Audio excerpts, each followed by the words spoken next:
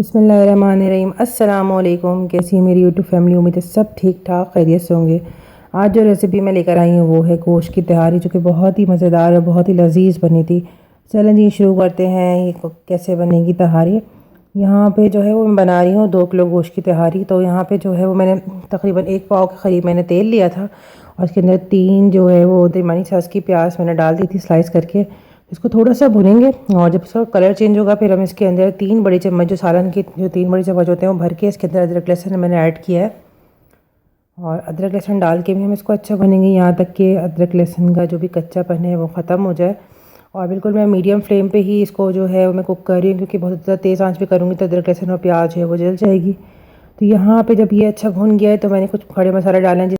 کھڑے مسالے کے اندر جو ہے وہ 3 بڑے جو ہے وہ تیز پتے ڈالے ہیں، 4-5 میں نے دار چینی ڈالی ہے، اور جو ہے وہ 2-3 میں نے بڑی الائچی ڈالی ہے، 2 چھوٹی الائچی ہری والی ڈالی تھی، 8-10 لونگ ہے، اور 10-12 کالی مرچیں ڈال کے اس کو اچھا بھوننا ہے، تاکہ جتنا بھی کھڑے مسالوں کا فلیور ہے وہ سب جو ہے آئل میں آ جائے۔ بس تمام چیزیں اچھی طریقے سے بھون چکی ہیں۔ اب اس کے اندر ہم ٹماٹر ایڈ کریں گے۔ یہاں پہ میں نے 4 بڑے ٹماٹر لیے ہیں، اور ان کو میں نے جیسے بس رفلی کاٹ لیجیے، جو اچھے بڑے سائز کے ہوتے ہیں وہ 4 لیے۔ ان کو اچھا ہم نے بھوننا ہے یہاں تک کہ جو ہے وہ ٹماٹر تھوڑے سے نرم ہو جائے۔ تو ٹماٹر جب تھوڑے سے نرم ہو جائیں گے پھر ہم اس کے اندر اپنے مسالے ایڈ کریں گے، وہی جو ہمارے یہاں بیسک مسالے ہوتے ہیں، لال مرچ، نمک، ہلدی۔ اور اس کو میں نے بس لو فلیم پہ میں کری تھی کہ جو ہے وہ تاکہ نیچے چپکے نہ۔ اچھا یہاں پہ جو ہے وہ 2 کلو گوشت کی تہاری بن رہی تھی، 2 کلو گوشت ہے اور 2 کلو ہی جو ہے وہ چاول لیا گیا ہے۔ یہ گائے کا گوشت مکس ہے، ہڈی اور جو ہے وہ روا کے ساتھ ہی ہے۔ گوشت کو دھو کے صاف کر کے جو ہے وہ چھنی میں رکھ دیا تھا تاکہ جو اس کا پانی اچھا نتر جائے۔ اچھا جی یہاں پہ جو ہے وہ ٹماٹر جو ہے وہ اچھے سافٹ ہو گئے، ہم اس کے اندر مسالہ ایڈ کریں گے۔ یہاں پہ ڈالا ہے 2 بڑے چمچ بھر کے نمک، اور جو ہے وہ 2 بڑے چمچ بھر کے ہلدی ڈالی ہے، تو سائڈ میں نے اس لیے دکھا دیا ہے۔ اچھا یہاں پہ جو ہے وہ 3 بڑے چمچ بھر کے جو ہے وہ میں نے لال مرچ ہی لی ہے یہاں پہ، اور اگر آپ کو کم لگے تو یہاں پہ آپ اپنے حساب سے ایڈ کر لیجیے گا، کیونکہ گرم مسالے کی بھی تیزی ہوتی ہے۔ تو بس یہاں پہ جو ہے وہ اچھی طریقے سے تمام مسالہ ڈال کے میں نے مکس کیا تھا، اور چاہیں تو اس کے اندر ہری مرچ ڈالیں۔ یہاں پہ میں نے جو ہے وہ 2 موٹی ہری مرچ ڈال دی تھی، جس سے فلیور بہت اچھا آ جاتا ہے۔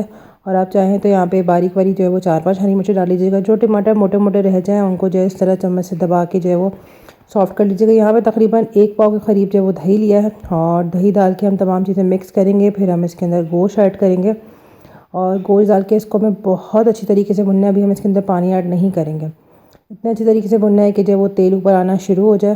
اور یہاں پہ جو ہے وہ 2 میں نے ہری مرچیں شروع میں کہا تھا کہ وہ میں نے یہاں پہ ایڈ کر دی ہے، اور اس کو ہم نے بہت اچھی طریقے سے بھونا ہے۔ تقریباً 8-10 منٹ جو ہے وہ میں نے اس کو بہت اچھی طریقے سے بھونا ہے کہ جو ہے وہ تیل اوپر آنا شروع ہو گیا تھا۔ تو جب تیل اوپر آنا شروع ہوگا پھر ہم اس کے اندر پانی ایڈ کریں گے۔ اس اسٹیج پہ آپ چاہیں تو لال مرچی یا اور اسپائسز جو بھی آپ کو کم زیادہ رکھیں وہ آپ ایڈ کر لیں۔ تو یہاں پہ تقریباً میں نے جو ہے وہ 2 بڑے جگ بھر کے میں نے یہاں پہ پانی ایڈ کیا تھا، تاکہ گوشت بھی اچھا گل جائے اور جو ہے وہ چاول بھی اسی کے اندر ہو جائے۔ آپ جب تہاری بناتے ہیں اس طرح کوئی بغارے چاول بناتے ہیں تو آپ کو اندازہ ہوگا کہ کتنا پانی لگتا ہے نا، تو اس حساب سے یہاں پہ اب جو ہے وہ میں نے اتنا ہی پانی ڈالا تھا، اور جو ہے وہ گوشت بس گلنے کے قریب تھا، اور چاول جو ہے وہ میں نے پہلے ہی دھو لیے تھے۔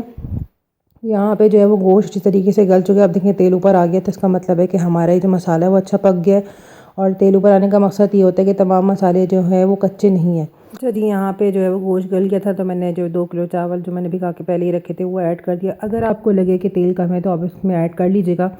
اور یہاں پہ یہ کہ اس طرح کے جو بھی چاول وغیرہ بنتے ہیں وہ بہت زیادہ ڈرائی بھی اچھے نہیں بنتے، اور بہت زیادہ جو ہے وہ ایک دم زیادہ آئلی بھی اچھے نہیں رہتے۔ تو بس اتنا ہو کہ وہ چاول تو اچھے لگیں۔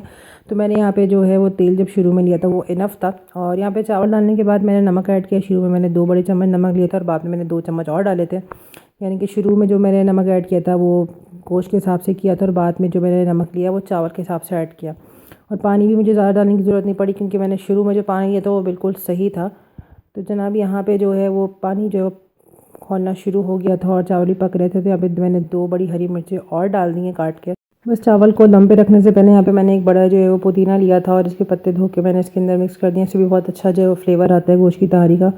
اور بس اس کو ایک دفعہ میں نے اچھی طریقے سے مکس کیا تھا، اور جو ہے بس اس کو میں نے جو ہے تقریباً 20 سے 25 منٹ میں نے اس کو دھیمی آنچ پہ رکھ دیا تھا دم پہ۔ یہ بہت ہی مزیدار سے بنے تھے گوشت کی تہاری۔ آپ ایک بار اسے ضرور ٹرائی کیجیے گا اور مجھے بتائیے گا کیسے بنے تھے یہ تہاری۔ چلو جی اپنا بہت سارا خیال رکھیں اور مجھے اپنی دعاؤں میں یاد۔ اللہ حافظ۔